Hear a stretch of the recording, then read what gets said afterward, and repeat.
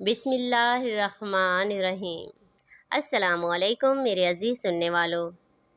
میاں بیوی کا رشتہ دنیا کا واحد رشتہ ہے جسے اللہ تعالیٰ نے اپنی نشانیوں میں سے ایک نشانی کہا ہے۔ اس کے علاوہ دنیا کے کسی رشتے کو اللہ تعالیٰ نے اپنی نشانی نہیں کہا، کیونکہ یہی رشتہ معاشرے کی اصل بنیاد ہے۔ میاں بیوی کو چاہیے کہ ایک دوسرے کو اہمیت دے تاکہ ان کا گھر پرسکون ہو، اور ایسا گھر ہی ملائکہ کے لیے زمین پر تاروں کی طرح چمکتا ہے۔ اگر گھر خراب ہے تو بہت سے لوگوں کو جہنم میں لے کے جائے گا۔ بہت سارے لوگوں کو آپ نے اکثر کہتے سنا ہوگا کہ وہ کہتے ہیں کہ ہم تو گھر جا ہی نہیں سکتے کیونکہ ہمارے گھر میں بہت بے سکونی ہے، گھر تو جہنم بنا ہوا ہے، گھر جائیں تو زوجہ پتہ نہیں کیا کیا شروع کر دیتی ہیں، اس سے بہتر ہے کہ بندہ باہر ہی رہے۔ ایسا ہمارے معاشرے میں کیوں ہے؟ گھر تو سکون کی جگہ ہونی چاہیے۔ قرآن کہتا ہے کہ ہم نے تم دونوں کو ایک دوسرے کے لیے سکون کے لیے بنایا ہے۔ آج کل کے مرد حضرات کا بھی مسئلہ ہے، وہ سکون باہر ڈھونڈ رہے ہیں، کوئی آفس میں ڈھونڈ رہا ہے تو کوئی انٹرنیٹ پر سکون تلاش کر رہا ہے۔ خواتین کی اکثریت کو آج کل ہم اکثر کہتے سنتے ہیں کہ بھائی ہمارا شوہر تو موبائل میں کسی اور سے لگا ہوا ہے، ہم کیا کریں؟ بہت تعجب ہوتا ہے۔ یہ وہ معاشرہ نہیں ہے، یہ وہ اسلام نہیں ہے جس کی بنیاد ہمارے پیارے نبی حضرت محمد مصطفیٰ صلی اللہ علیہ وآلہ وسلم نے رکھی۔ اہل تعلیم اور اہل علم لوگوں سے اس چیز کا حساب لیا جائے گا جو معاشرے کو بگاڑ سے بچانے کے لیے ٹھیک طرح سے اپنا کردار ادا نہیں کر رہے۔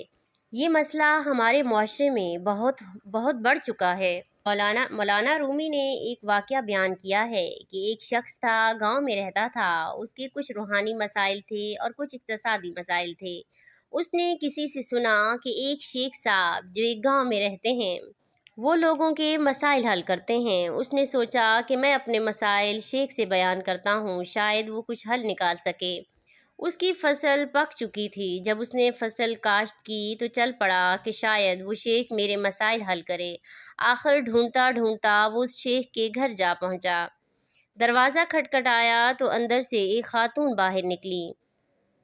اس شخص نے شیخ صاحب کا پوچھا تو وہ عورت شیخ صاحب کا نام سن کر بھڑک گئیں اور کہنے لگی کہ کون شیخ؟ نہ وہ کسی کام کا ہے نہ کاج کا ہے، نکھٹو ہے، جاؤ یہاں سے، کوئی نہیں رہتا یہاں۔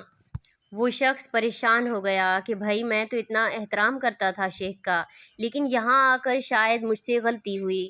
وہ واپس جا رہا تھا کہ راستے میں اس نے ایک تندور دیکھا جہاں پر ایک نان بھائی روٹیاں بنا رہا تھا۔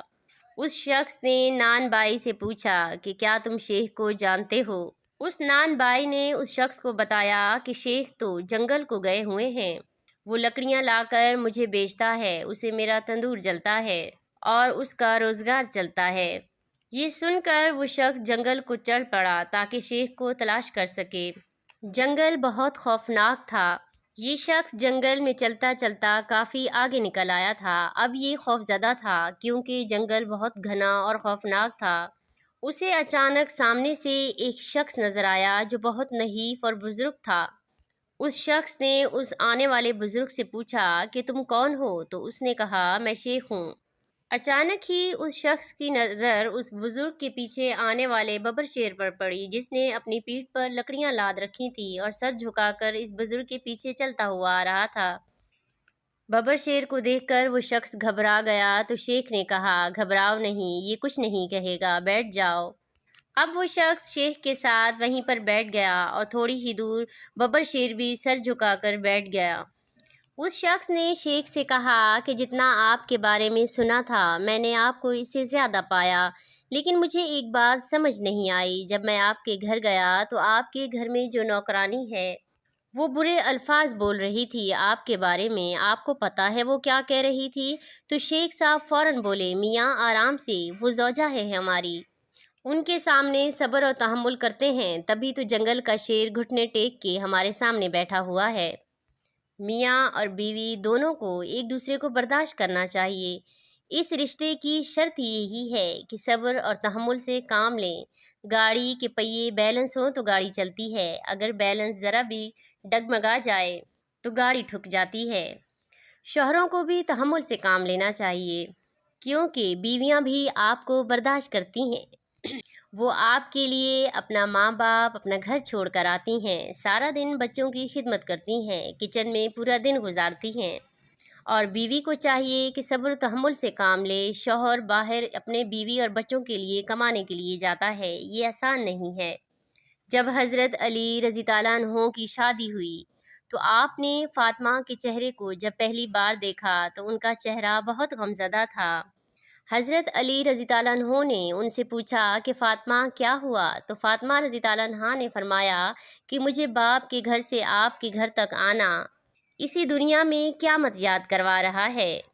تو حضرت علی رضی اللہ عنہ نے ان سے فرمایا کہ چلو عبادت کریں۔ آپ دیکھیے کہ آج کل ہماری شادیوں میں کیا ہو رہا ہے۔ ہم نے نکاح اتنا سخت کر دیا ہے کہ آج معاشرے میں گناہ ہو رہا ہے۔ جوان بچے اور بچیاں بیٹھے ہوئے ہیں، اگر ان کے بڑوں سے پوچھیں کہ ان کو کیوں بٹھا رکھا ہے تو کہتے ہیں کہ 8-9 لاکھ ہوگا تو شادی ہوگی، جب پروردگار اسلام، قرآن اور رسول کہہ رہے ہیں کہ تم شادی کرو، اللہ فضل کرنے والا ہے، اللہ کرم کرے گا، تو کیوں نہیں کرتے؟ کیوں یقین نہیں رکھتے اللہ پر؟ اگر کوئی غریب بہت مشکل سے اپنی بیٹی کی شادی کرنا بھی چاہتا ہے تو لڑکے والوں کی ڈیمانڈز ختم نہیں ہوتی کہ بھائی ہمارا تو اکلوتا بیٹا ہے، ہم تو ایسے کریں گے، ہم ویسے کریں گے، وہ بیچارہ مقروض ہو۔ یہ کس کا قصور ہے؟ آج کے دور میں سیرتوں سے شادیاں نہیں ہو رہی بلکہ بینک بیلنس سے ہو رہی ہیں، تبھی تو برداشت نہیں ہے اور طلاق کی شرح اتنی بڑھ چکی ہے۔ یہ سب کچھ کون ٹھیک کرے گا؟ اب کوئی نبی تو آئے گا نہیں، کیونکہ نبوت کا دروازہ تو بند ہو چکا۔ اب خود ہی ہمیں سنبھلنا ہوگا۔ اس معاشرے کو ٹھیک کرنے کے لیے ہر کسی کو اپنا کردار ڈالنا ہوگا۔ آپ کسی کو ٹھیک نہ کریں، خود کو ٹھیک کر لیں، یہیں سے ابتدا کریں۔ یہ چیزیں چھوڑ دیں، میری تو ایک ہی شادی ہے، میرا تو ایک ہی بیٹا ہے، میری تو ایک ہی بیٹی ہے، ایسا کریں گے ویسا کریں گے۔ نکاح کو آسان اور سادہ کیجیے۔ خدا کے لیے اپنے نبی کی سنت کو یاد کیجیے، خوف کریں خدا کا، رب کو راضی کریں، رب ناراض ہے۔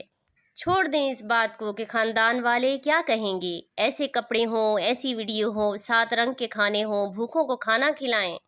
پیٹ بھروں کو کھانا کھلانے کا کوئی فائدہ نہیں، وہ پھر بھی ناراض رہتے ہیں۔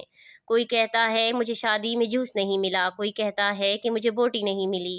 حد ہے، جانے ہم کب سیرت محمدی صلی اللہ علیہ وآلہ وسلم پر عمل پیرا ہو کر سچے مسلمان بنیں گے۔